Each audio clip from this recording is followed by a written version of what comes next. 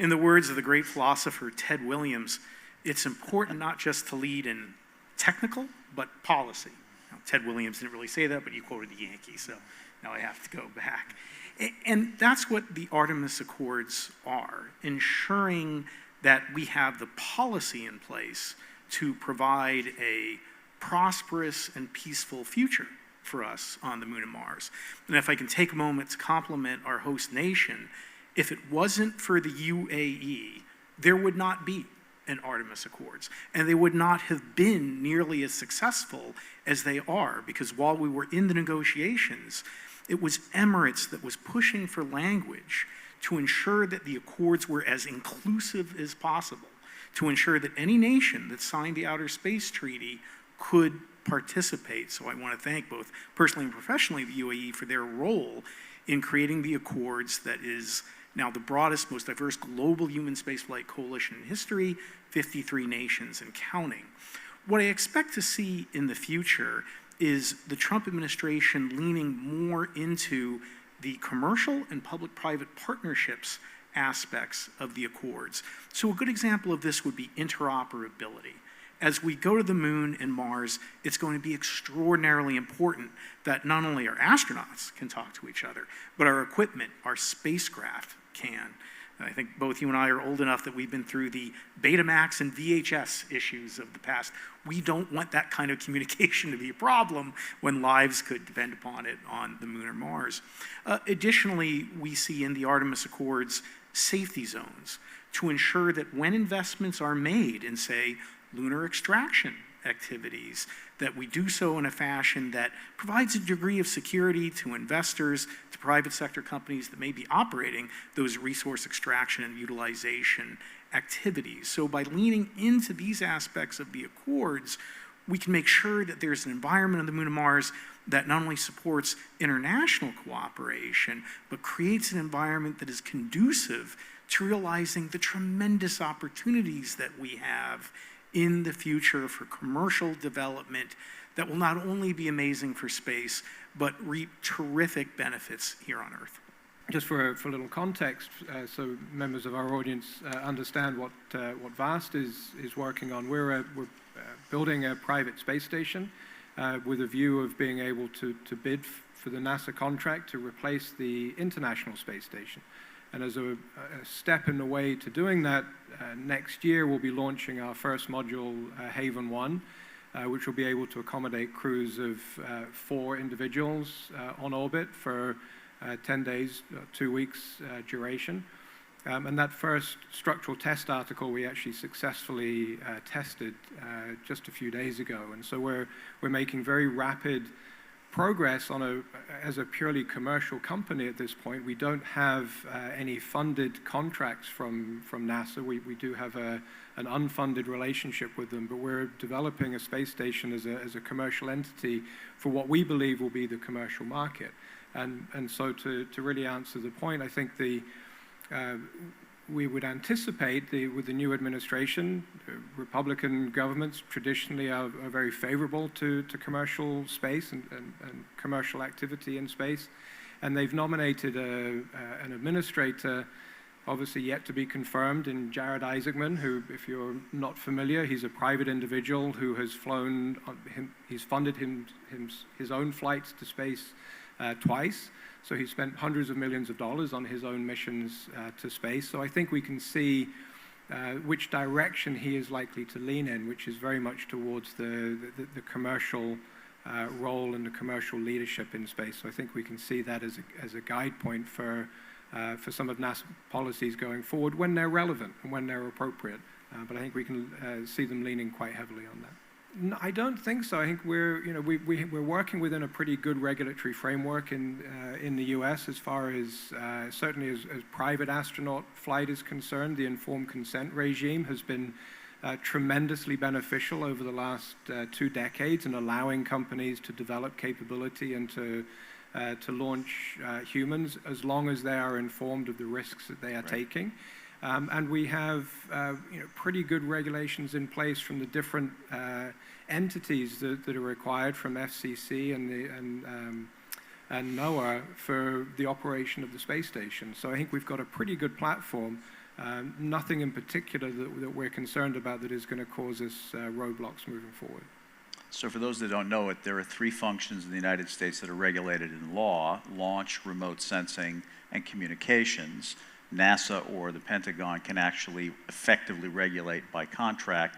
The big topic in Washington these days is what's known as mission authorization, something that's been pursued by many administrations, the past one and even before that. What mission authorization is really about is recognizing that so many entrepreneurs are bringing things into the market for which the government, A, does not necessarily have the most current knowledge about that function, and B, doesn't have the depth of experience to regulate it. And so expect to see some movement on that specifically.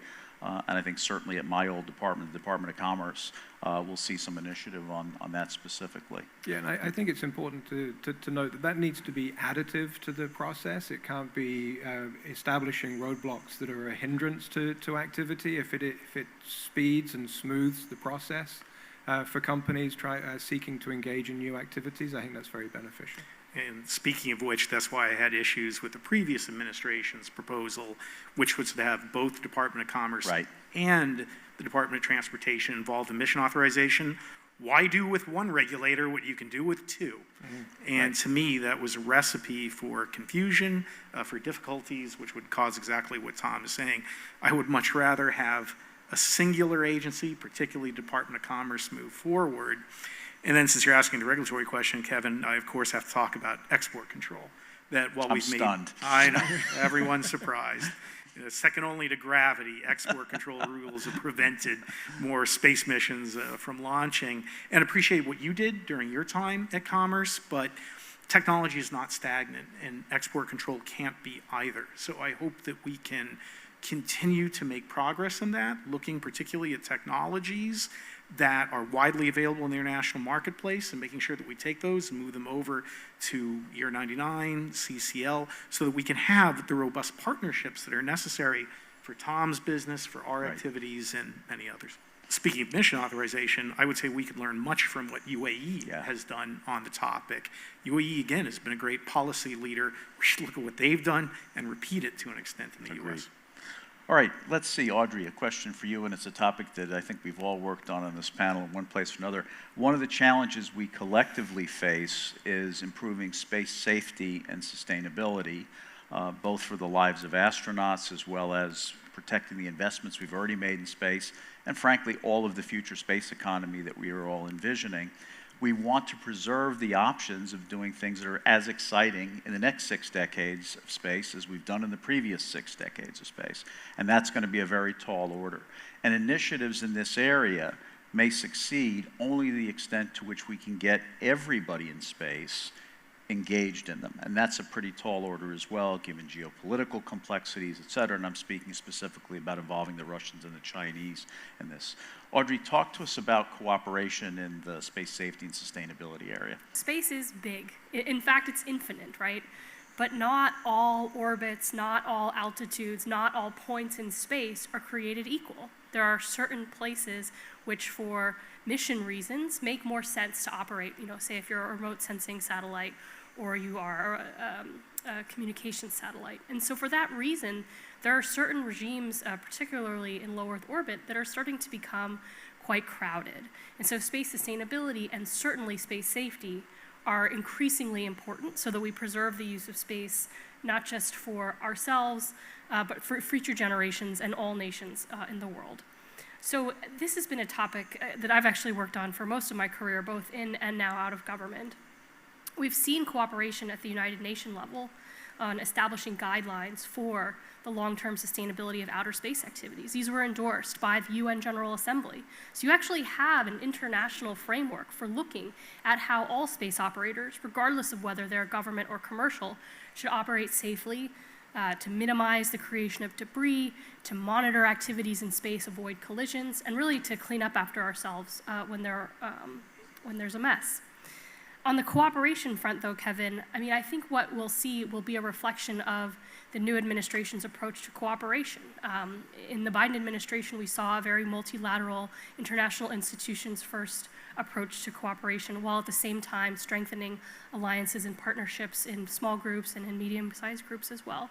So I think it remains to be seen what the new Trump administration's approach to foreign policy will be, but I would expect it to be a little more transactional perhaps, and perhaps downplaying the role of international institutions. But that doesn't mean we can't still have cooperation on space sustainability. And we talked about the Artemis Accords, for example, which were an initiative to get countries to come together on principles for responsible space operations in space exploration. There's no reason why you can't have similar initiatives of groups of countries who all agree to cooperate on space sustainability, or who build space sustainability practices into the programs, into the projects, and into the initiatives where they're partnering. Yeah, there's a temptation to think about this as a government-only problem, and it's actually not in many different ways. There's a robust ecosystem of companies that are developing capabilities in the market for sensing space better, understanding how things behave in space better, as the basis for better decision-making. Fuel in space is gold for space operators, and they don't want to maneuver out of the way of something unless they absolutely have to. One of the things I've pushed back on over the years is that people would say to me, hey, Kevin, industry doesn't care about this problem. And if you think about that for 5 seconds, you realize how silly a statement that it is, because keeping space safe and sustainable is the pathway to future revenue, future profit, future innovation. And so they certainly have some interest in it, whether they understand it. The other point I would make on this is I liken this problem in some ways to where we were on cybersecurity about 10 years ago, when industry folks would say, I don't want to spend a dime on that, the government has me covered. Well, that is a false promise if you think about it that way. Just like cybersecurity became, I think that the most innovative operators will realize that dealing with space safety and sustainability is a pathway for them to do mission assurance on behalf of their customers. To say it another way, it's going to be a necessary cost of doing business, and the earlier people get used to that cost, the better off they'll be. And actually, Kevin, if I could add, since you brought in the private sector, I mean, one of the trends that I'm seeing now is an increasing, not just like willingness, but actually eagerness by some of the larger constellation operators to have everyone really follow those same space safety and space sustainability guidelines and rules, where I think maybe 5 or 10 years ago there might have been some reluctance. Today I'm really not seeing that. And in fact, I'm starting to see hints that perhaps even a stronger hand might be necessary from a regulatory perspective. We were talking about mission authorization, that perhaps there might be a need actually to build in some foundational space safety practices into our regulatory frameworks. Things like sharing your positional information, communicating with other operators, providing contact information so that you can be reached in the event of an emergency. Really common sense stuff that's actually already reflected in those international guidelines that I talked about, but that are not yet mandatory in US law or US regulation. And we talk about space safety and sustainability. I'd like to add security to that, and particularly as we look at where I think this administration will head. I mean, President Trump has said, drill, baby, drill, and I think that's going to be true, not just on Earth, but in space. We've got a number of companies, some of which are being backed actually by oil and gas companies, looking at helium-3 mining. This is something that might have been science fiction a few years ago, is now starting to come to pass. In the Artemis Accords, we established the principle that you can extract, you can utilize resources without violating Article 2 of the Outer Space Treaty. Now I think the administration and all of us in the private sector will want to see a bit more. We can't have property rights per se, but the administration using payload reviews or mission authorization to say that if you operate in this area, you will have maybe 50, 100 years of rights if you conduct certain activities, almost like a homesteading act. At Redwire, we've got a program called Mason with NASA's Tipping Point, where we've got an operation like a rover that will use microwaves to sinter to create berms, to create habitats, roads. If you do that, perhaps you could be granted an administrative right We're also looking at commercial lunar sample return. We call it gray gold, the regolith that you may be able to return. That's not just my hair color, gray gold. So I think there's going to be a lot of commercial opportunities where we will want the government to step in and secure our rights to attract investors and create a thriving industry. More progress on export control reform. I think we will finally, inshallah, see mission authorization resolved. Agreed. I think that will be at the Department of Commerce as a singular entity.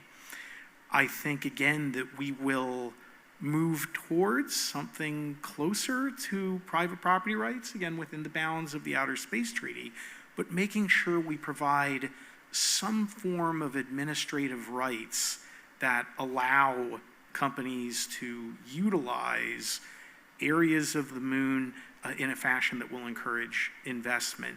And I also think we will see even further development of the public-private partnerships, which has created this whole second golden age of space to begin with. So whether it's something like Mars sample return, whether it's lunar development or the private sector space stations that Tom is working on, we will see more going to the private sector and trying to create actual ecosystems, business ecosystems. In microgravity at Redwire, we're very proud to have manufactured the first human meniscus in space. The astronaut who assisted in that, Sultan al-Nayidi. So we owe everyone at Emirates a couple of meniscuses. Who wants a meniscus? I know I do. We've created actual live cardiovascular tissue. We're working on next generation pharmaceuticals and have a partnership with VAST actually to fly our pillbox systems. On the moon, we're talking about helium-3. So I expect this administration from a regulatory perspective to help enable and secure these new visions of public-private partnerships.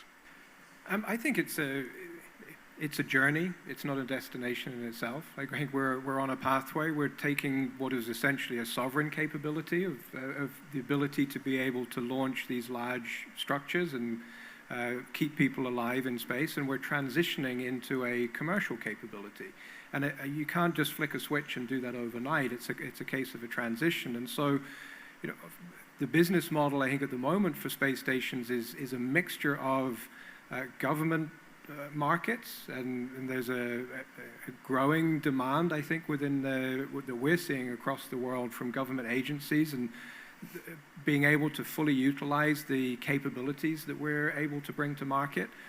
There is, without a doubt, a market for private astronauts. I prefer to use that term rather than space tourists, because certainly the clients I've worked with and looking to work with in the future seek to do more than just gaze out of the window, which is really what the tourism moniker is suggesting. They're seeking to conduct projects with Redwire and help them in their scientific activities.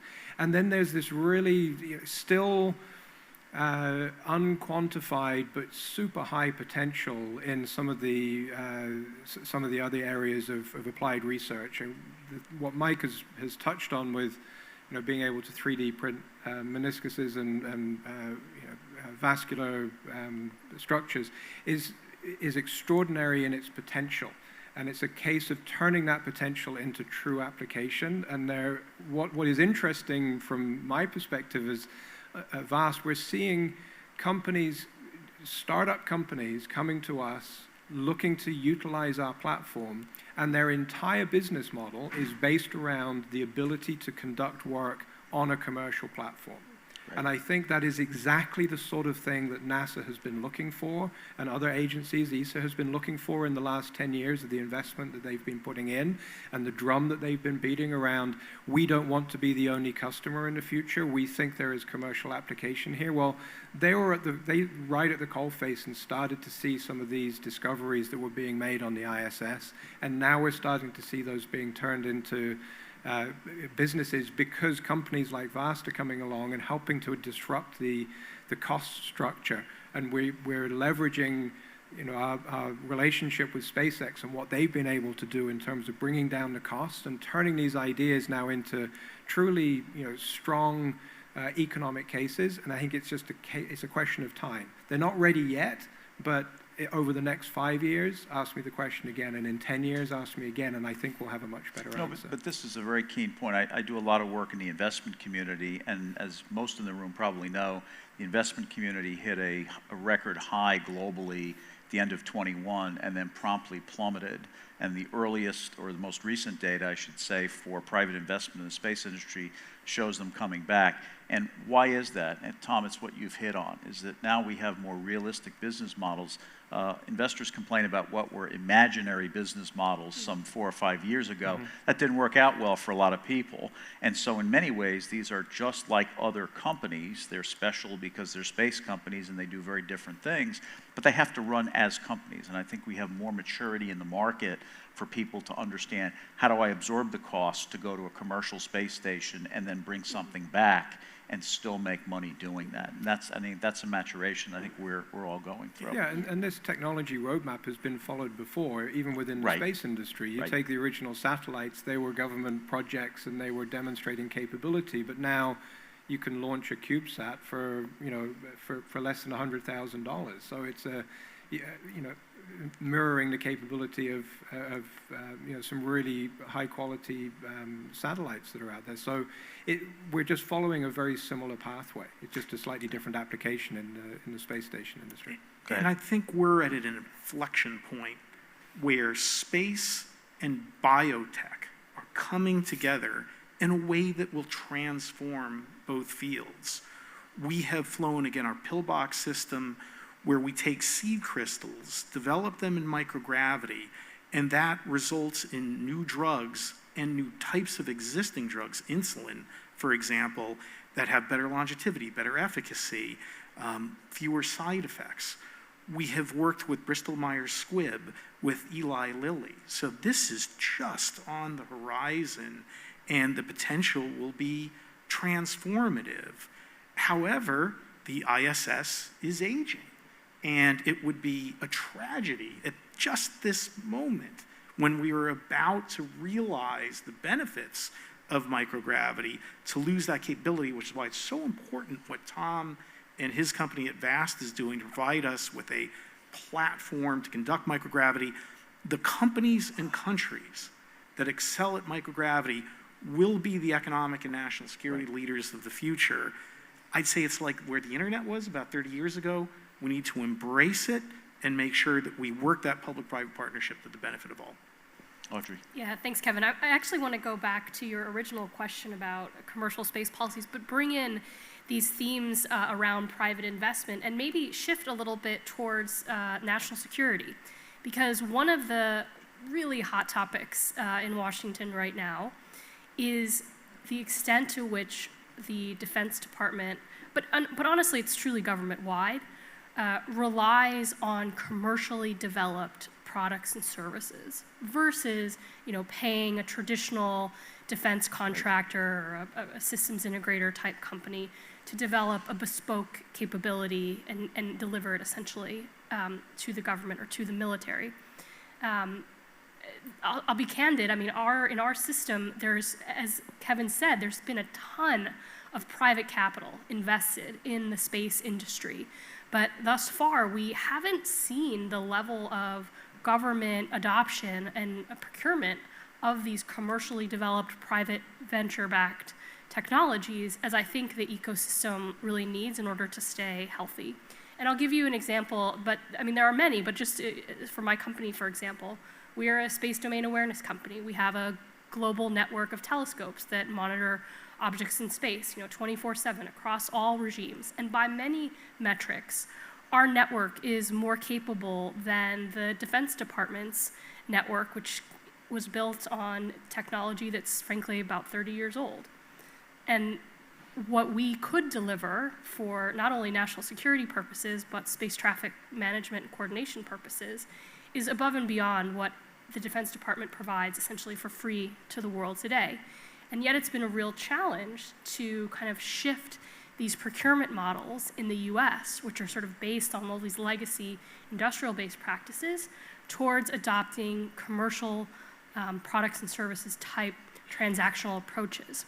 And so when you talk about what commercial space policies do I expect to see in the Trump administration, it's not so much a policy, because the US for decades has had a policy that says the government should leverage commercial products and services to the maximum extent practical. Yeah. So the policy is actually fine. It's the implementation and the funding alignment with that policy that we haven't seen.